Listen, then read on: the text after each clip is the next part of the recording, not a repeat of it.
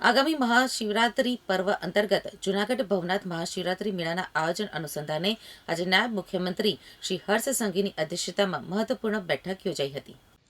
સંતોની રવેડી live streaming અને શાહી સ્નાન, સાધુ સંતોના દર્શનની વ્યવસ્થા ઉપરાંત સમગ્ર મેળા દરમિયાન ટ્રાફિક વ્યવસ્થા, ફ્રી પાર્કિંગ વ્યવસ્થા, સુરક્ષા વ્યવસ્થા, યોગ્ય મેડિકલ સુવિધા, ફૂડ ચેકિંગ વ્યવસ્થા, સ્વચ્છતા, પબ્લિક ટ્રાન્સપોર્ટેશન માટે સુદ્રઢ વ્યવસ્થા કરવા તેમજ શહેરના મહત્વના સ્થળો ઉપર સુશોભન વ્યવસ્થા, ભોજન પ્રસાદ, ભવ્ય સાંસ્કૃતિક કાર્યક્રમ સહિતની તમામ બાબતો ઉપર બારીકાઈથી ચર્ચા કરવામાં આવી હતી. ભવનાથની અંદર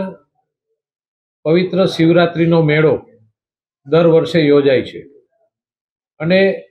એ મેળાની અંદર વર્ષો વર્ષ શ્રદ્ધાળુઓ અને સંતોની સંખ્યાનો વધારો થતો જાય છે. આદરણીય નાયબ મુખ્યમંત્રી શ્રી હર્ષભાઈની એવી ઈચ્છા હતી, એમની લાગણી હતી કે છેલ્લા 2 વર્ષ થયા એ મેળાની અંદર આવતા હતા, એટલે એને એવું થયું કે મેળો એક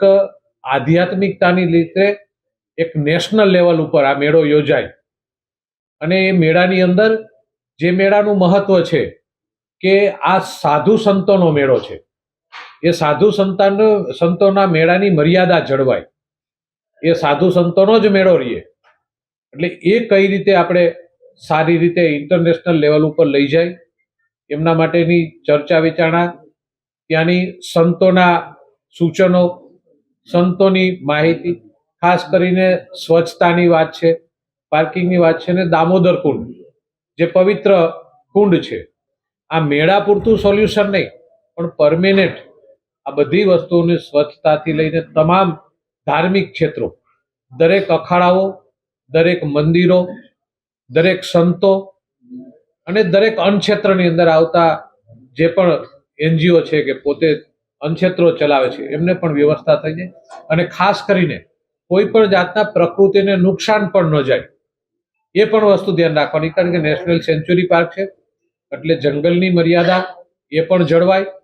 અને આ બધી પદ્ધતિઓ સાથે એક ડિસ્કસવા ચર્ચાઓ કરી અને આવનાર શિવરાત્રી મેળો એક નેશનલ લેવલનો શિવરાત્રીનો મેળો બને, સંતોનો મેળો બને અને સમગ્ર દેશ અને દુનિયામાંથી લોકો આવી અને શિવરાત્રીનો મેળો માણે એમના માટેના આયોજનની આખી આ બેઠક હતી. અને આદરણીય નાયબ મુખ્યમંત્રીશ્રીએ ખૂબ જ ડિટેલિંગ સાથે એક એક વસ્તુનો અભ્યાસ કરી અને એક એક વસ્તુ એમને જોઈ અને સંતોના બધા